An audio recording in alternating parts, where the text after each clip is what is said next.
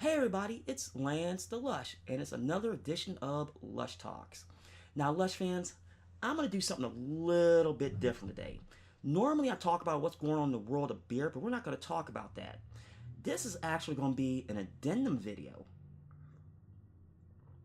This has to do with the whole situation with YouTube's monetization policy. Now, I was going to do this video on my main politics channel because that channel of mine has gotten hammered on that, and that's the main channel. Now, this is my secondary channel. I can't speak this morning. Now, EricALionsFan, I finally watched the video, and I wanted to make an addendum about this. This is an across-the-board issue, and I'm going to explain why. Now, in case you've been living under a rock, this has been big news for last week. And people keep pointing to Jimmy Fallon. You really can't point to him on what happened last week in Las Vegas, or 2 weeks ago in Las Vegas, excuse me. But it's no, it was last, yeah, what happened in Las Vegas, excuse me. Those companies spent a lot of money to Alphabet, YouTube's parent company, to get top placement. So they're gonna placate them as much as they possibly can. And it has nothing to do with political bias there, because there's no bias. It's all unbiased when it's all green. And the people that keep going back to, and this kind of made me mad, this is why I'm doing this addendum video, is the whole thing with Casey Neistat and Philip DeFranco. Now, I'll start with Neistat first. I am no fan of Casey Neistat at all, especially that stunt he pulled during the last year's election, and he got destroyed, and justifiably so, with that. Now, but I will defend him here, because he laid out what he was going to do on that video, and I actually believe he can take every profit from that video up front and give it to that charity on top of the crowdfunding he did, and they shut him down, at least as far as monetization. And I think that was wrong. And I find myself defending somebody like that. There's something wrong with that. Now, in case of Philip DeFranco, Philip, understand something. I actually like your videos for the most part. I do. But keep in mind something. You're probably one of the last of the original big YouTubers still around. You are YouTube royalty. Yeah, you threw a big stink on it, over it, and I totally agree with you about that. But you have pulled at channels like me, EricALionsFan, people like the beer tubing community. We don't have that type of pull. We don't. I mean, you can scream from rooftop, people listen. I pulled that stunt, I got nothing. As an example, I went back and looked through some of my videos, see if I got hit, and I did on beer reviews. And I'm thinking to myself, okay, what's the steps I gotta do? Because I knew the politics channel, it was just a done deal.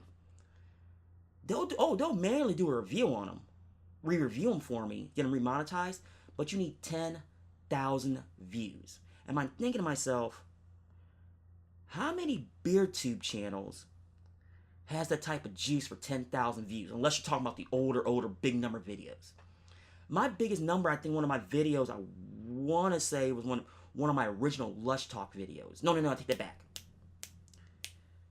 It was, I want to say it was my Crown Apple video. If I'm not, please correct me in the comments below. It has like 4,500. I have no shot, and I mean none, unless a miracle happens to get that number to where you get a manual review. Now, I'm not making a lot of money on these videos anyway. It's just the principle. I mean, I only got 114 subs. It's not like I would love to have 100,000 subs doing this. I think all us beer reviewers online would, for any reason that you like. Now, as far as us as a beer tubing community, I gotta ask the question, why are you coming after us? We gotta be one of the most niche markets on this platform. Gotta be one of the most niche platforms out there, period, the end. There is no incentive to monetize our videos. And yes, I know it's an automatic algorithm that you use, but this has been a problem for years with you guys. As an example, Doug Walker, the Nostalgia Critic. I remembered, it was either 2 or 3 years ago, his commercials video got yanked off of YouTube for content ID. And I got lucky. I saw it the day it came out, because it came out on Thanksgiving, so I got lucky. It happened to be in front of my computer when I saw it.